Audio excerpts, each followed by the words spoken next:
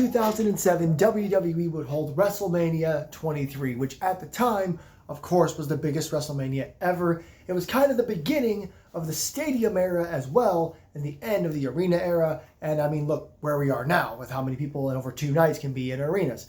But the main event of WrestleMania 23 was John Cena versus Shawn Michaels, in a match that a lot of people assumed John would lose, much like they did 12 months prior when he faced Shawn Michaels' friend Triple H.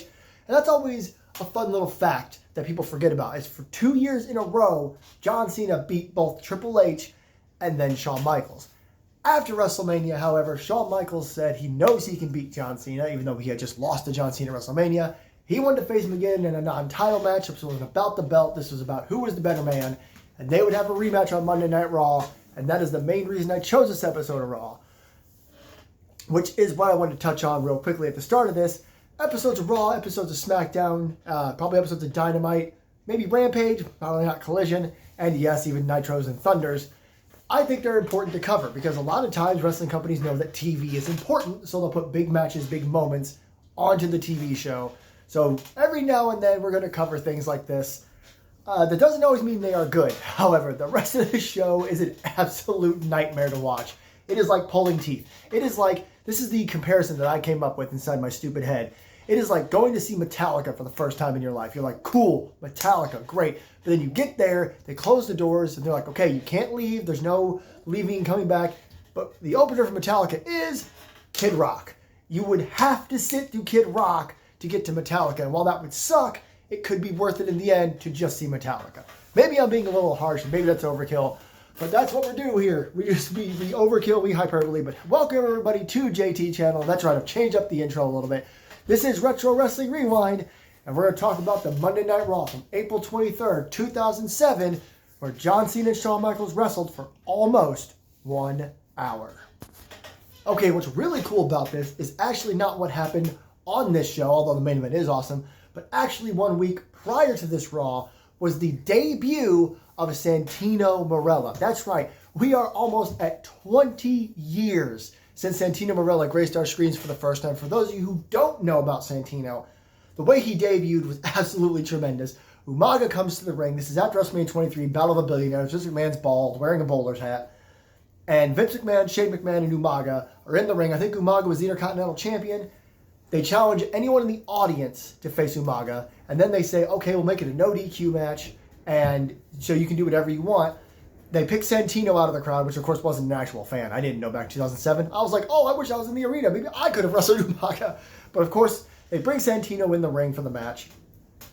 And they, of course, kill him until Bobby Lashley comes out because him and Umaga's feud would continue and would screw Umaga and give Santino the belt. And again, how crazy is that? Here we are 19 years later and Santino is like the general manager or whatever of Total Nonstop Action. Like, that's super cool. But that happened a week before this. And the reason I bring that up is because on this week's episode of Raw, Shane McMahon comes out to kick off the show. Which I was super confused about. I was like, why is Shane McMahon here? Oh, right, because him, his dad, and Umaga became like a team after Umaga got his head shaved. Vince McMahon got his head shaved. Can't imagine Umaga with a bald head. But Shane McMahon comes out, and he says he's going to do the same thing. He's going to face a member of the audience, and he's going to make a no DQ match, and you can beat the Dragon, Shane McMahon. No one has ever called Shane McMahon the Dragon before this, nor after this, and for good reason. But he talks for a while. Also, this segment goes on for 100 years. He just stands there a lot. Now, I get the point is for him to be like looking at the crowd, but he's not really. It's awkward and annoying. But when you get through it, he says, I actually went out there and found a British pro wrestler because they're in the UK for this show. Someone that wrestled here locally last night in a pub and everything. His name is Robbie Brookside. Now, if you guys don't know who Robbie Brookside is, just give it a Google. He's a tremendous pro wrestler. I'm 99% sure he's still wrestling today. And please yell at me in the comments if he's some big name and I just don't realize it. But I know the name Robbie Brookside. So Robbie Brookside comes out. Imagine how good he was 19 years ago to face Shane McMahon in a no DQ match. Shane McMahon kicks his ass, right? Beats the hell out of him. Eventually does the coast to coast. It's no DQ, so he gets the trash can coast to coast, which is still a good move. Don't get me wrong. Shane McMahon, not actually a wrestler, but the coast to coast was always cool. He hits the coast to coast, but he goes and gets a microphone. He says, oh man, I'm terrible at my job. I forgot to tell you, This is actually a handicap match. Here's my partner, Repo Man. I just stole Simon Miller's gimmick. No, it wasn't Repo Man. It was Umaga. Umaga comes out. It's a Samoan drop, and I assume he hit the spike or a splash. I don't know. He beats up Robbie Brookside for a while. Then Shane grabs the microphone and goes, actually, oh my God, I'm even worse at my job than I thought. I have a third partner, and his name is Vincent Kennedy McMahon. So out comes Vince McMahon with the stupid bowler's hat on. And all he does is pin Robbie Brookside and get the 3. That's the end of this whole shenanigans start to Raw. I know I seem like I'm happy about it, and I know I'm making a lot of jokes. But this is horrible. I hated this. This was terrible. Not only does Shane McMahon's opening promo go on for, again, 100 years, which is way too long, and it means it's still going on. I'm going to be dead before he's done talking. But then all this is so that Vince McMahon can pin some local wrestler and then get Umaga more over, who is over enough. Because him and Lashley were going to fight at ECW the next night, because, yeah, this is when WWECW was around. And it was also before Backlash 2007. This was the Raw right before Backlash, which is a good show. Mostly, it features the last man standing match between Batista and The Undertaker, which is an all-timer. A fatal four-way for the WWE title between John Cena, Shawn Michaels, Edge, and Randy Orton, which we'll talk about in a second. And Vince McMahon, Shane McMahon, and Umaga versus Bobby Lashley for the ECW title. If you know, you know. If you don't know, do reg Vince. But this opening segment was horrible. Again, I had fun with it, just kind of laughing at it, but it gets 1 star, right? It's a 1-star segment. It was a 1-star match. It was just to beat up a local guy to get the McMahons and Umaga over, which is dumb as hell. And again, this would all lead to pretty much the death of WWECW. And it just wasn't worth your time. I wouldn't watch it, but I also had to because this is my job. It's not my job. It's a hobby. 1 star. Terrible. You then get a recap of John Cena and Shawn Michaels from WrestleMania 23, and this is one of those just fantastic recaps WWE used to do with that great music, although this time the music kind of sounds like someone is dead. That made me laugh because there's the music is really good. If you don't listen to the acoustic guitar, the overlay music is really good. But then they added this guitar that really, really sells it like someone died. Then we get into the match. This match between Matt Hardy and Trevor Murdoch. Now I don't want to be too bad or too horrible to anyone ever, especially since Trevor Murdoch's partner is Lance Cade, who passed away. I don't know, just a couple of years after this, maybe? I should have looked it up. I really should have. But Lance Cade passed away way, way, way too young. But Cade and Murdoch are feuding with the Hardys. The week before this, it was Jeff Hardy versus Lance Cade. Now it's Trevor Murdoch versus Matt Hardy. You get it. This was fine for what it was. It actually wasn't bad. Again, I don't want to be horrible if I don't have to be. Are you going to get out of your seat and go running around in circles for it? Probably not. But can you enjoy it? Sure you can. Matt Hardy's a great wrestler. Trevor Murdoch knew his character, knew what he was doing. It's a fine back and forth. It's a fine match. It does end with an absolutely horrendous looking sunset flip. I think Trevor Murdoch was trying to do something cool, and it just doesn't work. It almost looks like he's trying to go for a Canadian Destroyer, and they just kind of go boo, boo, and he just happens to win. So that does take you out of it a little bit, but considering everything else on this show besides the main event is garbage, I actually gave this 2 stars. Lance Cade and Trevor Murdoch were a good team. I remember them very well. And, of course, the Hardy Boys are the Hardy Boys. So they were feuding. And, again, it was fine. Nothing to write home about. Just a regular one-on-one match. And they had to get through all the other stuff they had planned on the show to get to this huge, near hour-long main event. So it is what it is. 2 stars. We then get into the women's division. And in 2007, WWE, Vince McMahon, whoever, just didn't see women the same way as we do now. And it is really upsetting to watch. And it gets even worse because even though we are in 2007, at least 6 years removed from the death of the Attitude Era, Jerry the King Lawler is still booked to be on commentary to be a creep. Because it's Jerry Lawler and Jim Ross on commentary. We have a holding shot of Maria, and he just makes all these comments and goes, woohoo! Like he's fucking 16 years old. It's annoying, and I hate it, and it always drives me nuts. I made a comment about this on the last episode of RWR. Jerry the King Lawler is one of the greatest wrestlers of all time, and this is how they decided to book him as a commentator. No. So, baffles the mind. But we do get a match between Melina and Maria, and I'm going to give you a guess. I'm going to give you a moment in time. Tell me right now how long you think this match went. I'll give it a second. I'll give you... Go ahead. What's the Jeopardy music?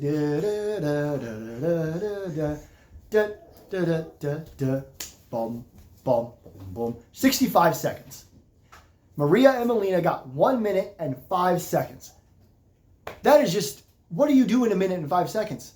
What do you do? I can't even go to the bathroom in a minute and 5 seconds sometimes. That's way too much information. But this is why there was a Divas, women's revolution. I said Divas, I apologize for that. Now, Melina was the women's champion, so we hadn't switched to the Divas title yet. And that's at least kind of nice. But you can just tell they don't care. You can just tell this is the era where they're told, don't wrestle like the men. Because what do? They kind of push each other. They do some slaps. They roll around the ring, literally. And the match ends.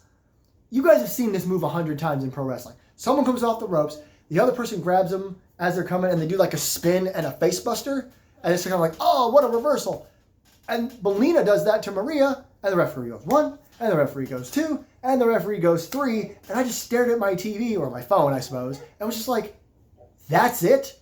That's all the women get? I should have known better, it being 2007, but it's just bad. I gave it 1 star because both Maria and Melina are underrated talents due to the fact of how they were booked. I can't imagine Melina and Maria coming out today and doing anything like that. Maria Kanellis, I think she's still Maria Kanellis, is a brilliant star and character nowadays. And Melina, I think she came back to another wrestling company a while back, and people just love seeing her. I'm so happy wrestling has changed. People are like, oh, well, this era wasn't that bad, and this era. I don't care. All I'm happy about is the fact that women's wrestling has come so far.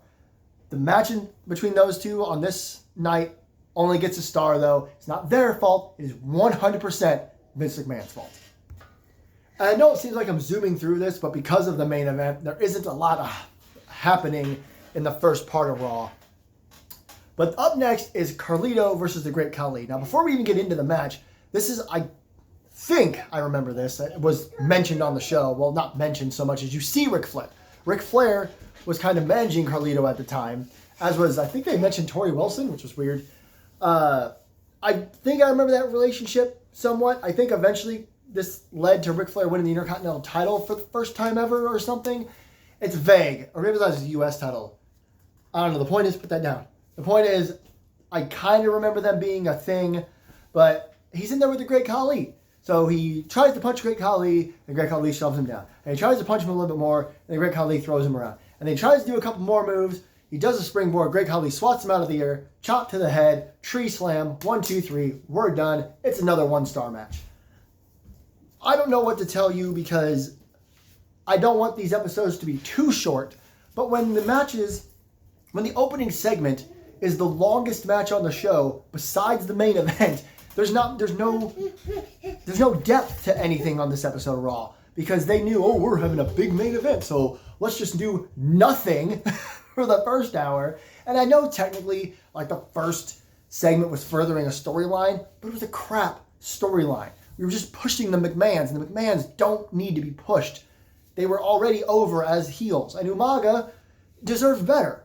Like, he didn't need to be in there beating up a local, again, Robbie freaking Brookside. And then everything in between, I don't even know, excuse me, I'm stuttering all over the place. I don't think everything in between totaled up to the maximum amount of the opening segment. Excuse me, which just goes to show. But it's another 1-star match, and I don't think I've ever been happier in my life to move on to a main event. Before we get to the main event, though, we are told that we are supposed to get Edge versus Randy Orton on the same show, which I thought was interesting. This actually happened a little bit earlier in the night. Edge said he had to face Randy Orton later. We had the graphic for it and everything, which I like a lot because even though during the main event, Jim Ross goes, it's main event, main event, main event. I think the idea that you were supposed to have a main event on this show, a different match on this show, that couldn't happen because Cena and Michaels went so long, makes it feel a little more real, right? It's like when Tony Khan does standby matches on Dynamite. They don't make a lot of sense to the fact that what if your standby match goes 40 minutes and your main event was supposed to go 40 minutes? Now you've got clashes, but that to one side, we're all preparing for this huge main event. You also get to see Mick Foley. At one point, Edge and Mick Foley interact. I'm not really sure why, other than to get Mick Foley on the show. Before we get to this huge main event, which John Cena and Shawn Michaels actually meet in the back right beforehand, which I didn't remember at all, where John's like, look, You earned a lot of respect. You're a legend, but you're not the champ. And Shawn's like, tonight's not about the title. So Shawn Michaels comes out. John Cena comes out. Same reaction you'd expect. Sorry. In 2007, the half reaction was already full on. Lots of boos for John Cena. Lots of let's go Cena. Cena sucks. And this match is just so good. It is a match of two parts, of two halves. So you'll have to bear with it. And you'll have to bear with me as I try to do my best to tell you about it. Because the first part of this match is really based around the STFU and technical wrestling, which is good. It's great. I love technical wrestling, but it's not for everybody. It is a little slow. I can't argue with you if you were to watch this match. John Cena keeps going for the STF, which is what Shawn Michaels tapped to at WrestleMania. He keeps going for it, and Shawn keeps getting mad about it. And then Shawn keeps going after John's shoulder, which, you know, it'll be hard for him to do the FU because this is still back when it's the STFU and the FU and not the AA. There is just some good storytelling, I think, between the two with like side headlock takeovers. And it's like, oh, like every time Shawn did a side headlock takeover to John, Cena would get out of it with the head scissors. You guys know that classic sequence, headlock takeover, head scissors, get out.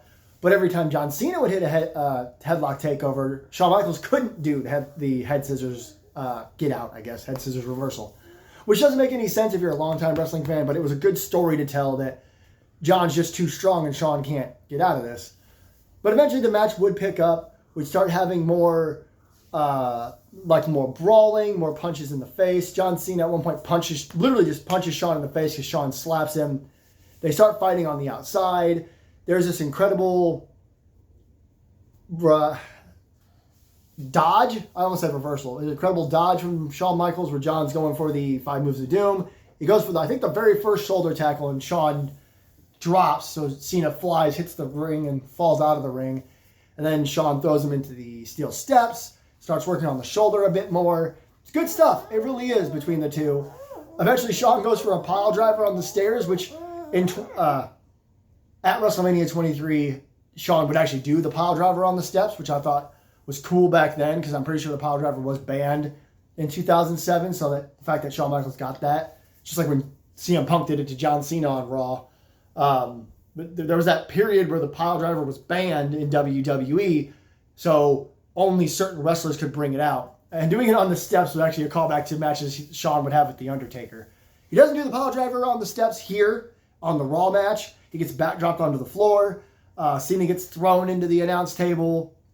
They really just start to beat the hell out of each other. There's this part where you come back from commercial break, and as the cameras fade in, Cena is clotheslining Shawn onto the announce table. They go over the announce table, crashing into Jerry Lawler and JR. Cena just starts wailing on Shawn Michaels, and this is where all the near falls happen. And that's what I mean. The first part of this match is kind of slow, but deliberately, as far as like there's technical wrestling and submissions, and there's all the attempts at the STF and the AA, or the FU. So it's just a really good way to kind of build the match till you get to the second half where they start just beating the hell out of each other. Eventually they get in the ring. Eventually John Cena hits the AA, the FU. Shawn Michaels kicks out. Duh. That was always going to happen. Excuse me. Then he eventually goes for a FU from the top rope. Shawn Michaels hits this awesome looking power bomb before eventually he would go for a super kick. Cena would reverse it. He'd go for a shot. Shawn would reverse it. Sweet chin music. 1, 2. No, I was going to say kick out. He actually gets his hand on the rope, grabs the rope, which is what Shawn Michaels would do in the STF a little bit later after this. I think I've got this. If I have it out of order, I apologize. Point is, Cena does get the STFU at one point, which Shawn did tap to WrestleMania, but this time Shawn's able to get to the ropes. You can see what they're doing here. They're just trading moves, going back and forth. It's the classic John Cena, really. He loves doing this. He loves trading big moves with his opponents. And eventually it all leads to one of my all-time favorite finishes. Like, I love this so much because how the hell I couldn't do this if I tried. But Cena goes for one more FU. He throws Shawn up. Shawn, in midair, kind of contorts his body so that he lands on his feet in the corner. Sweet chin music. He falls on top of John Cena. 1, 2, 3. He proves that he's the better man on the night and beats John Cena. Now, some of you were going, oh, that happens all the time. Firemen's carry land on their feet, super kick. Yes. but it didn't happen that often in 2007. This was one of the best versions of it because the way Shawn lands, the way he kind of flips out and lands, it just looks so cool. And it's Shawn Michaels, right? He beats John Cena. John sells this Sweet Chin Music for a while, which I think is also good. John Cena, a lot like Brock Lesnar in the way that if he wants to sell for you, he will absolutely sell for you. Not in his funny sells either. But this is a fantastic match. Even with the slow opening, I had to think about this because the slower opening is going to turn some people off, and I wanted to give this match 3 stars. But because I enjoyed as much as I do, I gave it 3.5 stars. Please sit still. 3.5 star match in my opinion. No, I don't know what anyone else gave it. But this was a fantastic match. And like I said, it's like going to a concert for a major band that you can't wait to see, but you have to sit through a crap opener. And it's one of those things where it's like no re-entry and you can't enter after a certain time. Because back in the day, that used to be a thing, youngins. There used to be concerts and movies and stuff where after a certain time you wouldn't be let in. There was no come in late like a-holes do nowadays. I see it all the time when bands are like going on tour and people are like, well, I'm not interested in the opening band, so I'll come in and see this band, then I'll just leave. You couldn't do that back in the day. Back in the day, you had to show up or don't show up at all. So that's what this reminded me of. You have to get through a lot of gubbins, a lot of garbage to get to this main event. But if you can get through it, this main event is absolutely worth your time. Again, 3.5 stars. But overall, the show gets a D, right? Overall, the show has to get a D. A C is like average, and a D is below average. And that's what I think. I was trying to do this idea in my head of what does each ranking mean? Well, S is absolutely perfect. A is really, really good. B is good but not great. C is average. D is below average, and F is if this main event had been on here, it'd have been an F. But this is a D show. I wouldn't go out of your way to watch it. I know I just made all those analogies about sitting through the first part of it to get to the main event. But if you want to watch this match, it's on YouTube. The whole Raw is hard to find. It's not on Netflix's Raw Vault or whatever. They're missing like a good chunk of years on there, which I think is weird. But definitely check this match out. It is worth your time. But that does it for this week's episode of Retro Wrestling Rewind for Monday Night Raw in April of 2007, 23rd actually. I do hope that we'll do the 2007 Backlash at some point. I'm going to put it on my list. And speaking of my list, let's see what we're doing next time on RWR. Okay, so as usual, I have our 20-sided die here. But what I do not have with me is the list, because you know what it is? It is WrestleMania season. So I figured, what the hell? What's more retro than the first 20 WrestleManias? That's right. Now, there are some of these WrestleManias on my list, so if it lands on one that's on the list, I'll just replace it maybe with Backlash 2007. That's what we're doing. WrestleManias 1 through 20, whatever number pops up is a WrestleMania we are going to do. Listen for the roll. That sounds good. Let's look together. Oh boy. It is WrestleMania 15, one of the first WrestleManias I ever remember watching live. Maybe the first WrestleMania I ever watched live. So that's going to be good. Me and WrestleMania 15. Just as a small spoiler, it does not hold up. It's one of the ones that I know has been covered by Simon Miller, but we're doing it. I'm not worried about who else covered what. Next time on Retro Wrestling Rewind, it is WrestleMania 15, and we will see you then. This is JT Channel. I am JT. I'm doing this all out of order. Don't forget to like, share, and subscribe. Put all that in the right orders. You know what I mean. Leave comments. Don't forget, leave comments for any shows you'd like to see in the future. We're doing WrestleMania 15 next time. And until then, and until next time, once again, because I'm doing this out of order, this is JT Channel. I am JT, and I will see you in the next one.